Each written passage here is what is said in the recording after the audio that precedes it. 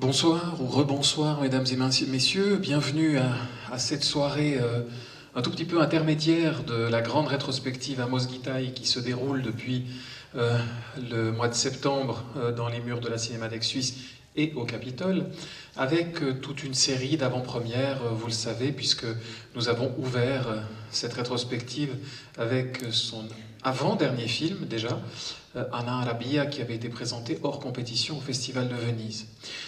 Cette grande rétrospective va se dérouler jusqu'au mois de décembre et elle s'achèvera autour de mi-décembre, je crois le 15 décembre.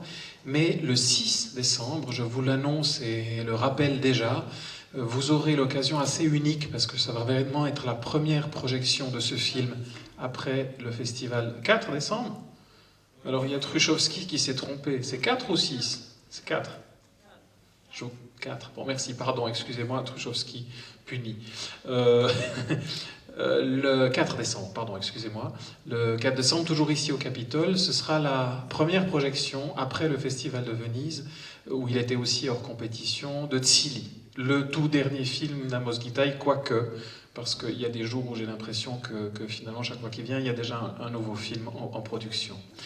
Ce qui fait partie de son œuvre prolifique, que vous pouvez voir aussi d'une autre façon, et je vous le rappelle, c'est très important, puisque toute cette rétrospective se déroule autour et à côté d'une grande exposition que nous avons réalisée en coproduction avec évidemment la Cinémathèque française et le Musée de l'Élysée, qui se déroule jusqu'au 4 janvier, aussi janvier, au Musée de l'Élysée.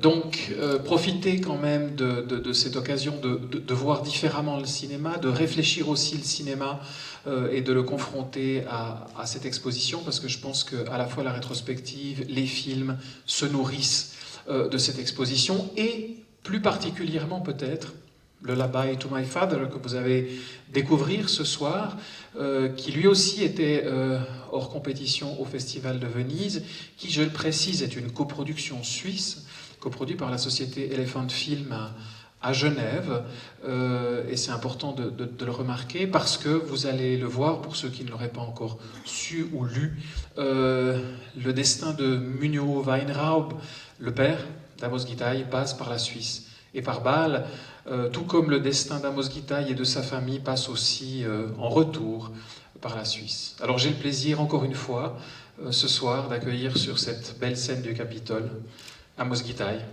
qui pour moi, je profite du temps qui monte, est un des plus grands cinéastes d'aujourd'hui.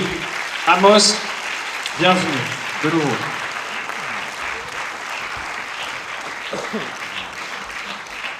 Merci. Merci Frédéric.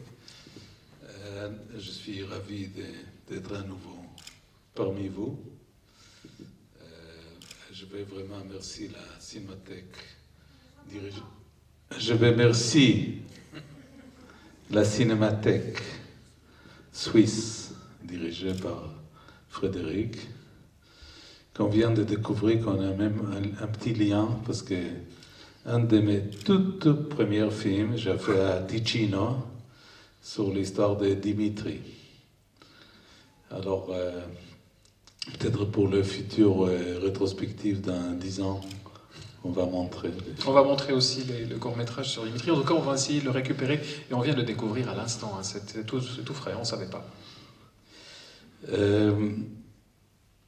Alors, effectivement, je vais dire quelques mots. Je vais remercier aussi Elephant Film pour les coproductions de films qu'on va voir ce soir. Lullaby to My Father, un film que j'ai fait comme un deuxième partie de diptyque. Le premier était Carmel, qui déjà, je crois, été présenté ici, qui était inspiré d'une façon très directe des correspondances de ma mère, et publié par Gallimard, lu par Jean Moreau. Et Lullaby to My Father était, dans quelque façon, le deuxième volet de ce projet. Alors, moi, j'ai senti, après que j'ai fait des séries de films comme Kadosh, Kippour, Ketma, Free Zone et des autres, avec des grandes actrices et acteurs, que j'avais besoin de revenir chez moi et regarder les deux personnes qui m'ont coproduit, dans quelque façon. Ma mère et mon père. Et regarder leur biographie. C'est des biographies des gens qui ont été très attachés à ce projet d'Israël, mais ils ne sont pas complètement conformes avec quelques tendances qui sont très fortes en Israël d'aujourd'hui.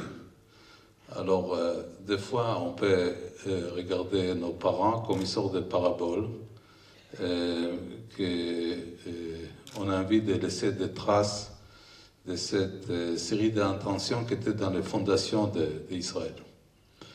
Alors, ma mère était née sur la terre d'Israël, elle est fille de juifs socialistes russes qui arrivaient en 1905 de la Russie à travers Odessa vers Alexandrie par bateau et après par chameau au Jaffa.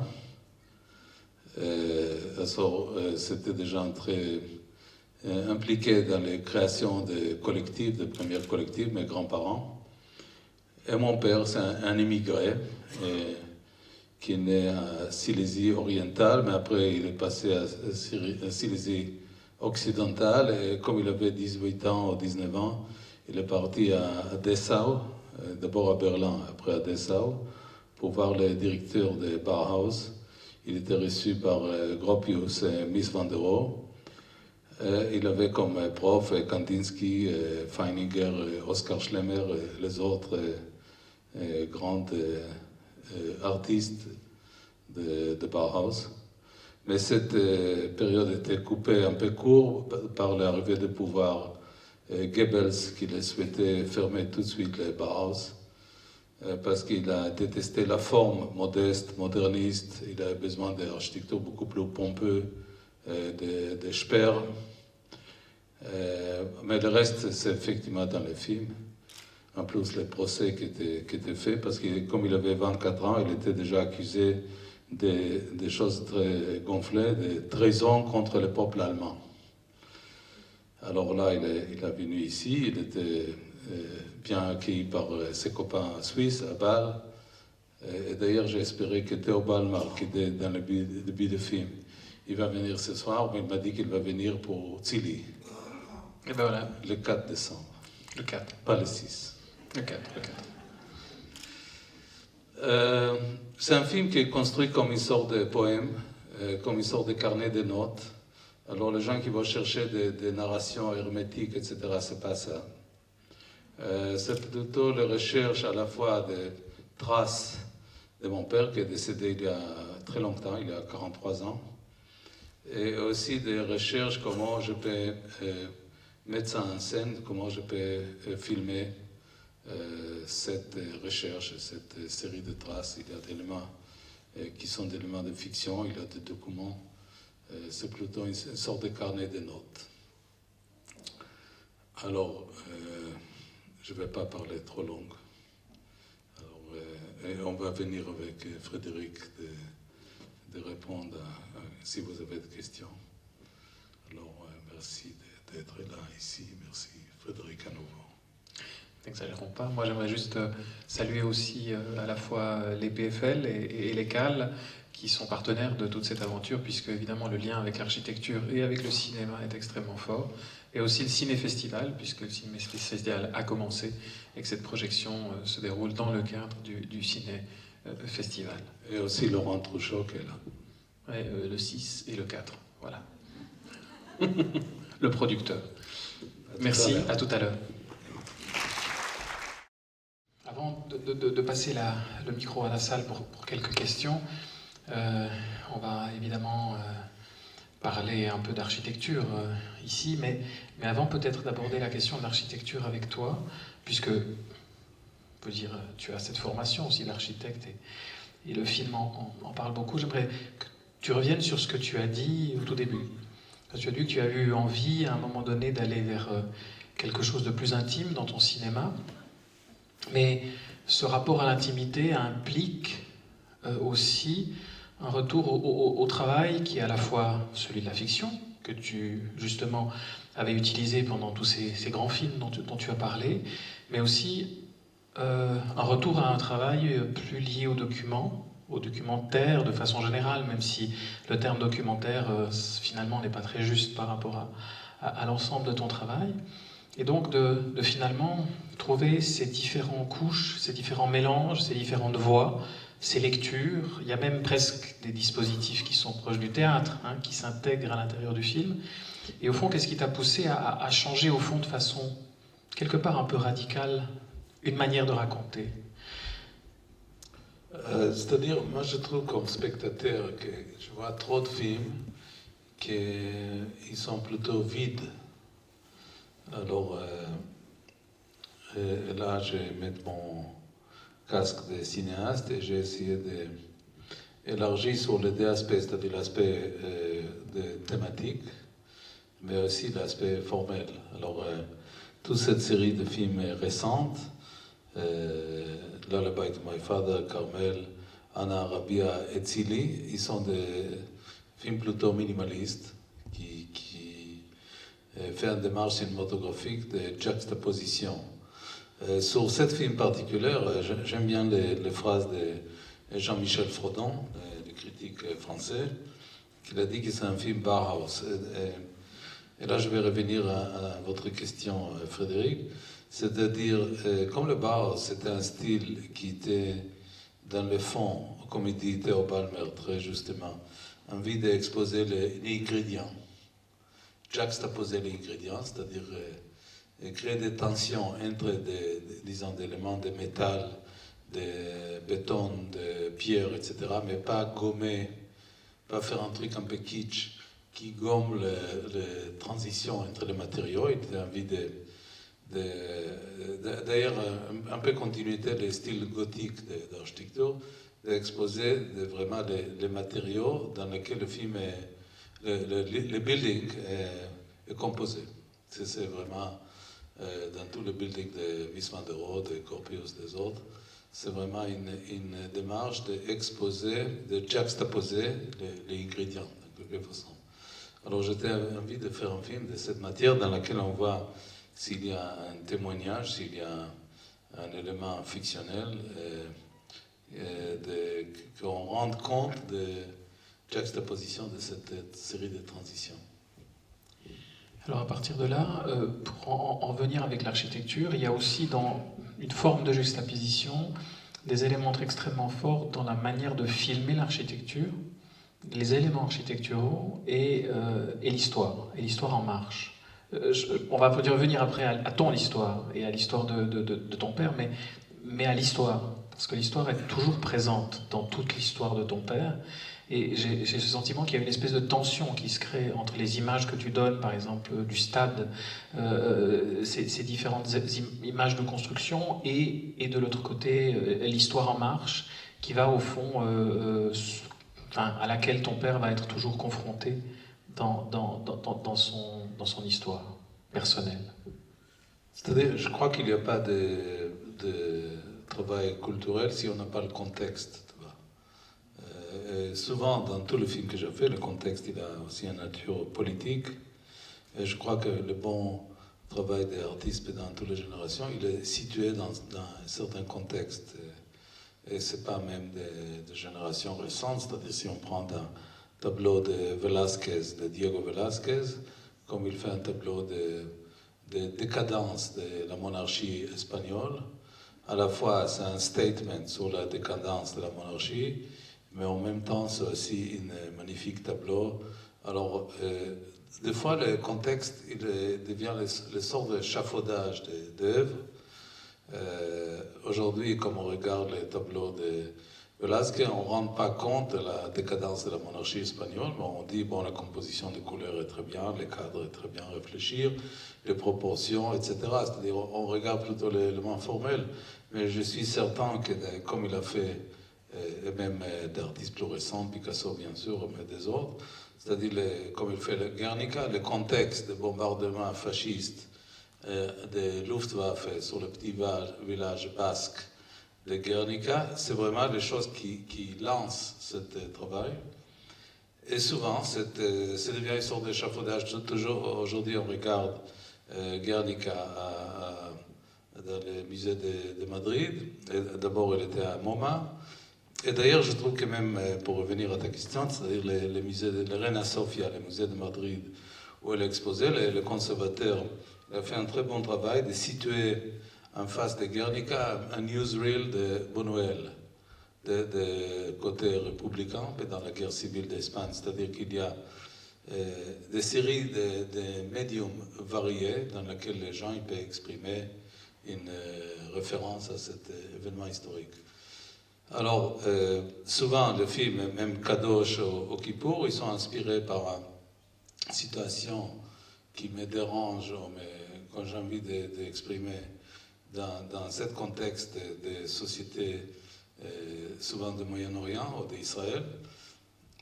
Mais après, on peut regarder Kadosh, par exemple, comme une histoire romanesque de couple, ou Kippour comme un statement plus généralisé sur la guerre, etc. Mais je trouve que le contexte il est important. Alors après, pour passer du contexte finalement à l'intime,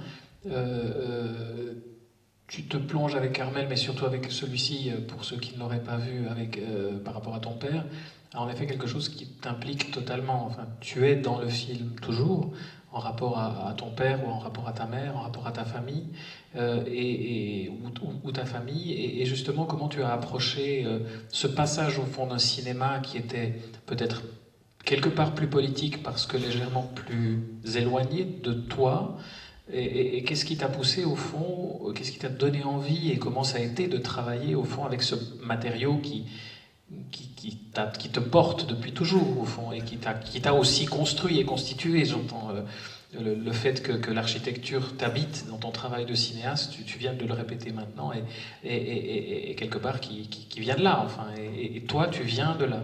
Et d'une certaine façon, comment on aborde en tant que cinéaste ce matériau-là?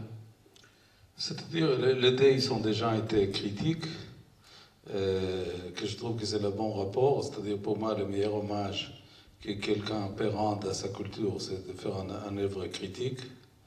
Parce qu'ici, on a fait une œuvre critique, c'est-à-dire qu'on a confiance à cette culture, que malgré les choses qu'on voit dans le quotidien, elle va réussir, comme il dit Theo Balmer, de sortir un jour. Peut-être pas très proche, mais elle va réussir de prendre sens de...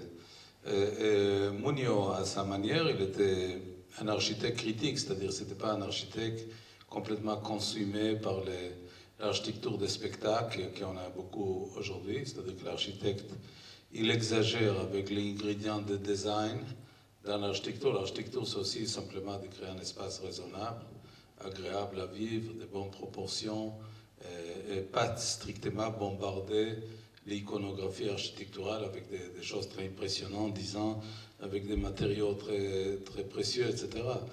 Alors, c'est pour ça que j'ai effectivement mis Theo Balmer au début, parce qu'il, de quelque façon, il nous rappelle que le Bauhaus, ce n'est pas strictement un style, comme il dit, parce que les gens ils pensent que bon, le Bauhaus, c'est une très belle série d'images orthogonales, etc.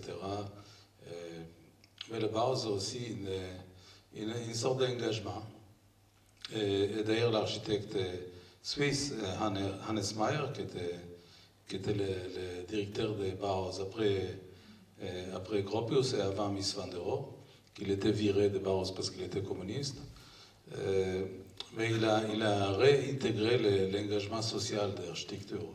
Et je crois que c'est un aspect qui manque beaucoup aujourd'hui, c'est-à-dire les grands architectes très talentueux, ils ne pensent pas assez de temps pour simplement créer un appartement agréable de 70 ou 90 mètres carrés pour des gens qui ont besoin d'appartements. Et je crois que l'architecture, il est passé strictement pour des magnifiques musées, ou même moins que magnifiques, des aéroports, etc. C'est-à-dire, l'âge d'or d'architecture en Israël, c'est l'année 40 et 50, c'est-à-dire avant et tout de suite après la création de l'État d'Israël.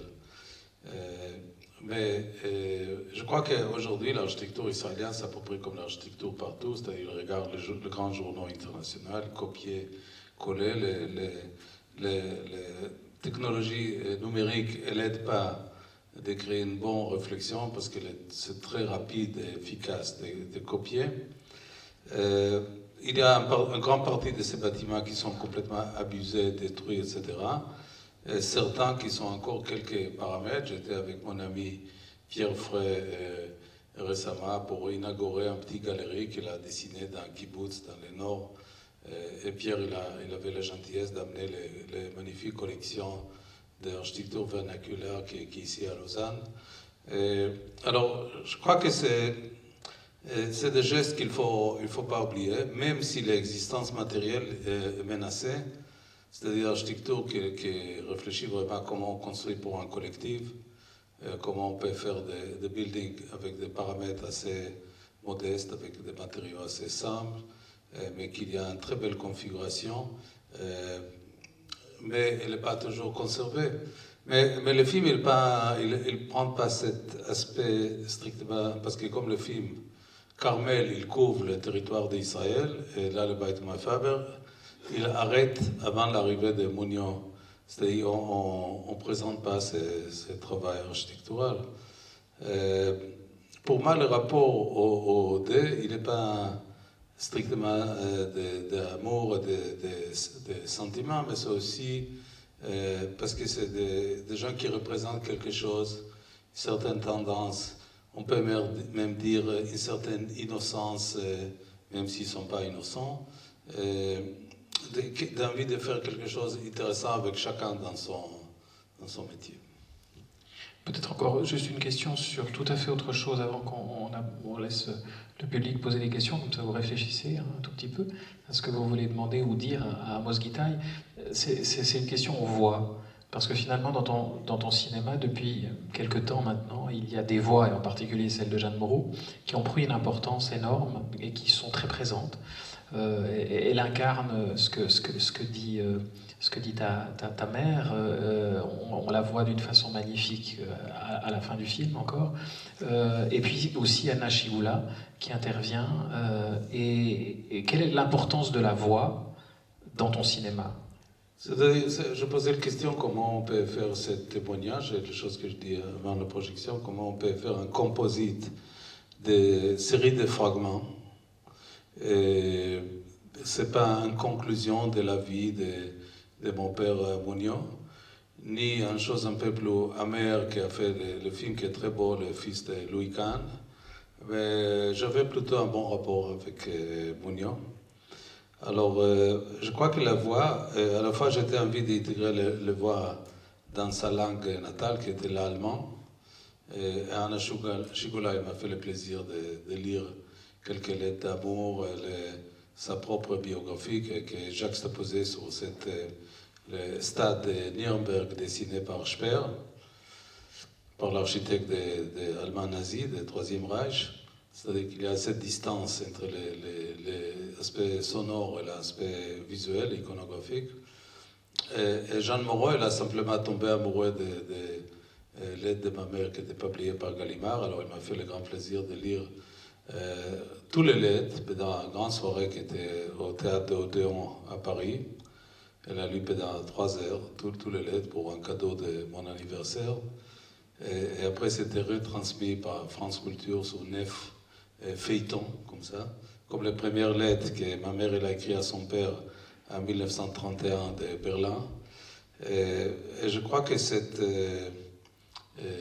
générosité de la part de Jeanne Moreau, elle m'a laissé comprendre, à travers de quelqu'un qui n'est ni juif ni israélien, mais quand même attaché par le destin de Fratia, ma mère, et cet rapport très fraîche et très vigilant, c'est-à-dire comme on écoute au début du film le texte de 1931, on peut imaginer qu'il a écrit hier sur les crises économiques, sur les brutalisations de la société, etc. C'est-à-dire, je crois que c'est ça qui a fait Jean Moreau très ému par les lettres de ma mère. Alors moi, j'étais plutôt pas mal formé, parce que ma mère, elle était plutôt le storyteller, le raconteur d'histoires, et mon père était dans les visuels. Je crois que c'est les deux aspects qu'on a besoin pour faire des films. Voilà pourquoi il y a un fils cinéaste. Vos remarques, questions? Un micro circule, qui c'est qui veut? S'il vous plaît, courageusement, même sans avoir besoin de courage. Est-ce qui vous a interrogé? Si vous avez aussi des remarques à faire à Amos Gitaï? Je crois que tout est clair. Tout est clair. Tout est clair. Non, moi j'en ai, mais s'il vous plaît, une, non? Voilà. Merci. Voilà. À vous, madame.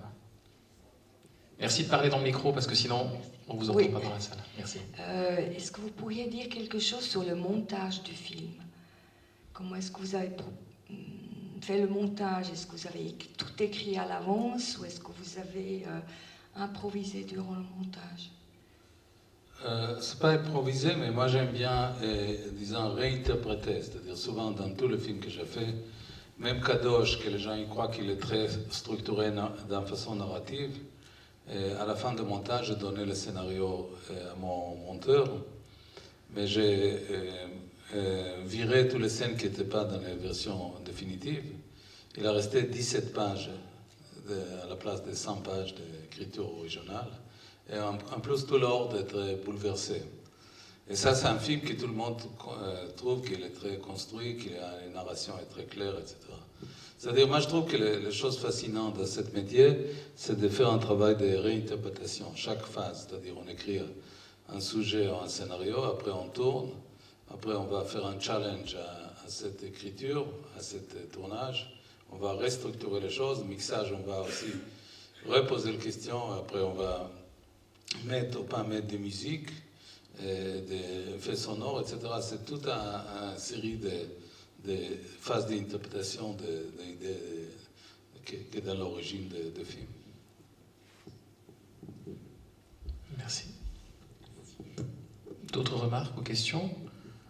Que ce soit sur l'architecture, sur l'histoire de Munio Weinraub ou tout autre sujet qui évidemment touche quand même Amos Guitaï. Moi j'aimerais te poser une question qui est un tout petit peu peut-être plus ouverte, et parce qu'ici dans cette salle, beaucoup de gens qui ont vu Ana Arabia, qui ont vu aussi d'autres de tes films, et il y a une dimension, on sait, les bâtiments, les lieux ont toujours énormément d'importance dans tes films, les frontières aussi, mais j'aimerais que tu parles un petit peu plus de ton rapport au bâti, à ce qui est construit par l'homme dans ton cinéma. En particulier, justement, ces derniers films, tu les as évoqués tout à l'heure, qui sont finalement très proches et qui se répondent. Carmel, Lullaby, Ana Arabia. Pour tous ceux qui l'ont vu, la fin, j'allais dire le dernier plan, la fin du film est impressionnante. Moi, c'est une image qui m'a bouleversé quand la caméra monte et montre ce village entouré par ces immeubles qui sont d'une violence extrême, au fond, tout autour, qui entourent et encerclent, et qui, pardonne-moi si je fais un parallèle un peu brutal, mais qui peut-être rappelle un peu la brutalité du stade de Albert Speer. Au fond, comment tu ressens le bâti quand tu tournes? Parce qu'il est toujours présent, il est toujours là, dans ta manière de cadrer, dans ta manière de filmer. C'est-à-dire, comme je commençais à faire des films de fiction, au début, je n'étais pas du tout intéressé par les comédiens, franchement. C'est-à-dire, mon projet, c'était de placer des discours ou des textes dans les paysages ou dans les décors. C'est seulement un peu plus tard, comme finalement j'ai décidé de jouer dans Devarim, un de mes films, c'est peut-être le film qu'il a fait pour moi, qu'il a ouvert les réactions des critiques français vis-à-vis de mon travail. Alors, je n'ai pas trouvé un comédien et j'ai décidé de jouer un des rôles principaux. Et là, j'ai compris les difficultés ou les challenges des performances d'acteurs. Et à partir de là, maintenant, je suis très intéressé pour travailler avec l'actrice ou l'acteur. Mais au début, c'était plutôt vraiment un travail d'architecture, c'est-à-dire comment je bouge la caméra, etc. J'avais un rapport un peu mécanique au comédien. Je crois qu'il fait beaucoup de bruit, qui me embête avec leurs désirs variés, etc. Les starlets avec les voitures, les limousines, etc. C'est toujours un peu le cas. Mais au début, je n'étais pas du tout patiente avec cette série de demandes. Et je crois qu'aujourd'hui, les comédiens m'intéressent, c'est-à-dire les réalisticités. Ça m'intéresse de construire une sorte de méthodologie de travail avec des comédiens, de la faire plonger dans un univers avant que j'ai fait la mise en scène, comme j'ai fait avec Anna Rabia, j'ai fait avec Binoche à Désengagement ou des autres. Alors, j'ai envie de partager quelque chose de cet univers pour lui donner des matières intellectuelles, émotionnelles de performance. Mais je crois que dans l'origine, c'est l'aspect visuel qui m'a intéressé. Et aussi de ventiler un petit peu cette discipline un peu poussiérée du cinéma qui devient trop recyclée, trop hermétique sur elle-même, qu'elle ne prend pas de risques, que tout est construit, que tout est prémédité, c'est strictement un travail d'exécution des scénarios. Et comme je trouve que dans l'architecture, le pire d'architecte, il exécute strictement les croquis, c'est-à-dire qu'il n'y a pas un vrai challenge, ni critique, ni procédure d'adaptation, parce qu'ils sont strictement dans la... C'est-à-dire l'ouvrier, le craftsmanship, ils comptent pour rien. Il faut strictement exécuter par les millimètres les choses préméditées.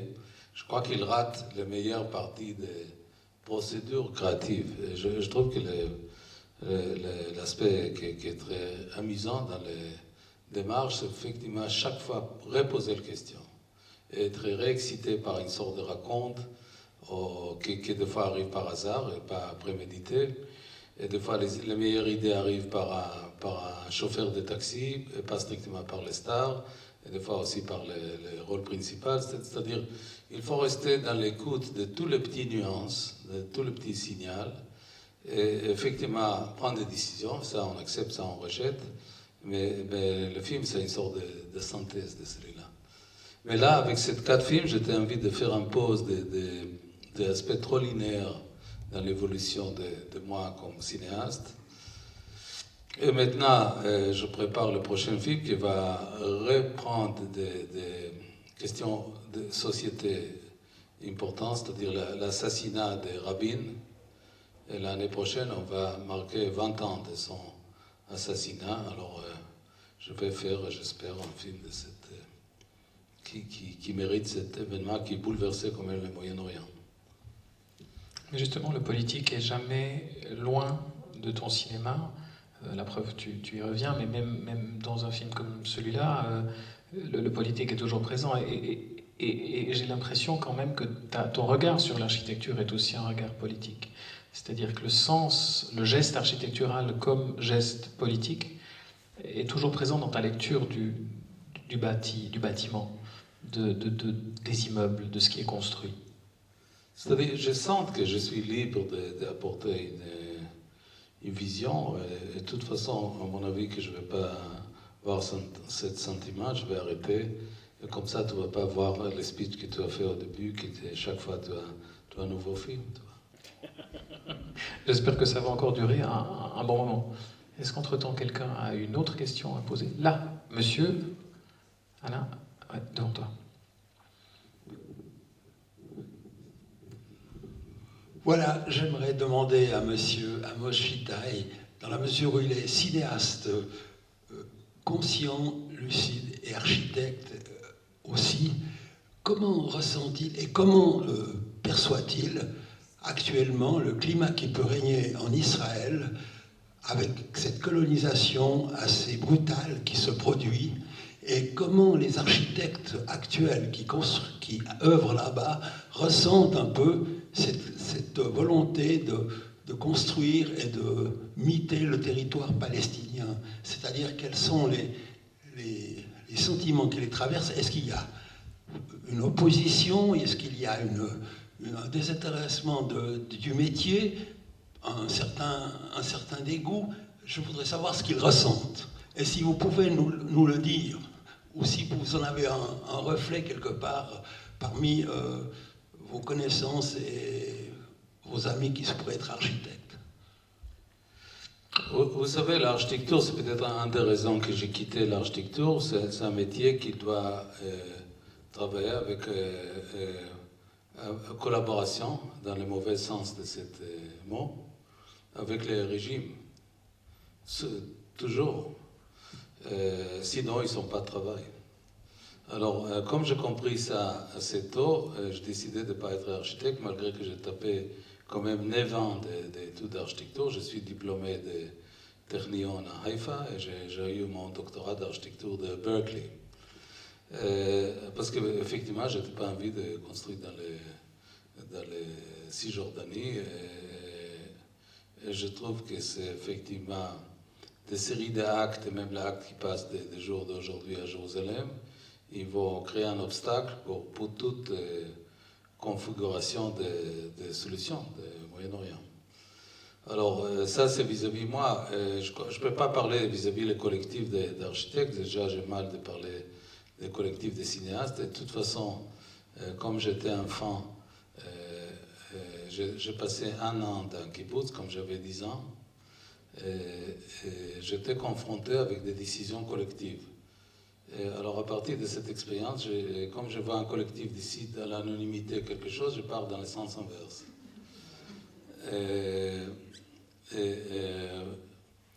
Alors, moi, je ne suis pas pour. Alors, il y a effectivement un grand moment très toxique du Moyen-Orient, de racisme de tous les côtés, d'ethnocentrisme, etc. Et moi, je suis contre. Alors, mais qu'est-ce qu'on peut faire avec les médiums modestes qu'on a de films? C'est de dire des choses, et ça ne va pas changer le réel d'une façon immédiate. C'est-à-dire qu'il y a la politique ou les mitrailleuses qui sont beaucoup plus directes, mais moi, j'ai choisi d'être cinéaste. J'aimerais peut-être t'ajouter, il faut peut-être le préciser, et tu pourrais peut-être en dire encore un mot, justement par rapport à cette problématique-là aussi, c'est que tu as réalisé une formidable série sur l'architecture en Israël, thématisée, qui est actuellement programmée tous les mercredis à 12h15 à l'EPFL, et dont une sélection sera aussi présentée avec la revue Tracé, justement, dans un rapport et d'une réflexion autour de l'architecture, et donc qui sont présentés dans le programme de cette rétrospective. Et je pensais peut-être bien que tu en dises 2 mots, parce que c'est quand même, par rapport à ce que tu viens de dire, qu'est-ce qui t'a au fond intéressé en t'interrogeant sur cette architecture en Israël, et de la filmer pendant... C'est-à-dire, c'est une série de 16 chapitres qui est montrée chaque mercredi à 12h15 à EPFL par Pierre à ses étudiants. Il y reste encore quelques places qu'il faut prendre tout de suite.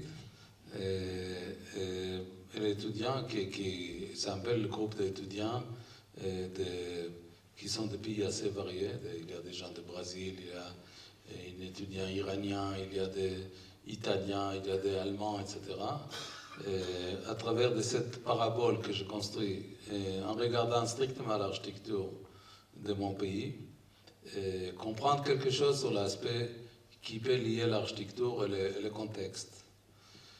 Et après, pour mesurer les choses que je viens de dire, je vais te dire une autre chose, c'est-à-dire l'Europe, elle vient de marquer il y a quelques mois le centenaire de la Première Guerre mondiale. Alors les braves Européens, tout éclairés, qui sont adorés Goethe, Beethoven,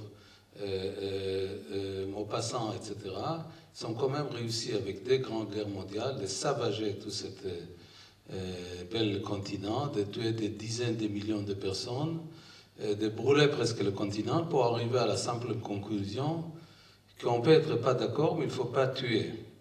Alors c'est pour ça qu'il ne faut pas préjuger tout de suite les gens du Moyen-Orient, c'est-à-dire, même si la situation est dramatique et grave, il ne faut pas tout de suite dire bon, c'est des salauds primitifs, méchants, etc.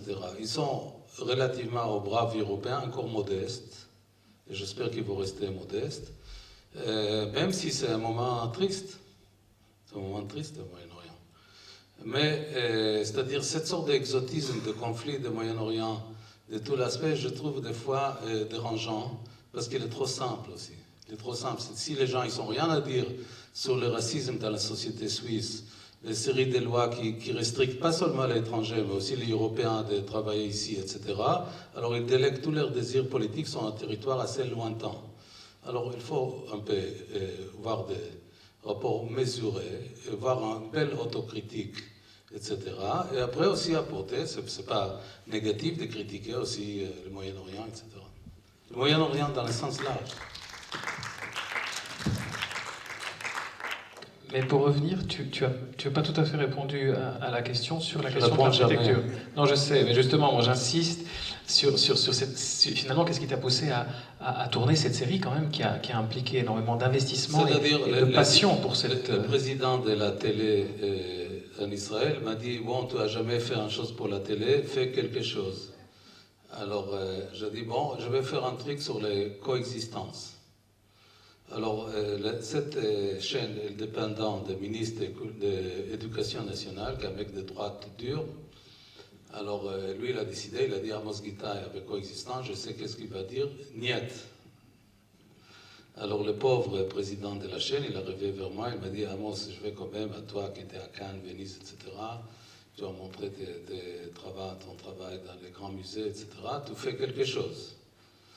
Alors je lui ai dit, tu sais quoi, je vais faire une série, et là j'ai essayé de ne pas être souriant, je vais faire une série sur l'architecture. Et lui, il m'a dit tout de suite, c'est très bien, c'est pas politique.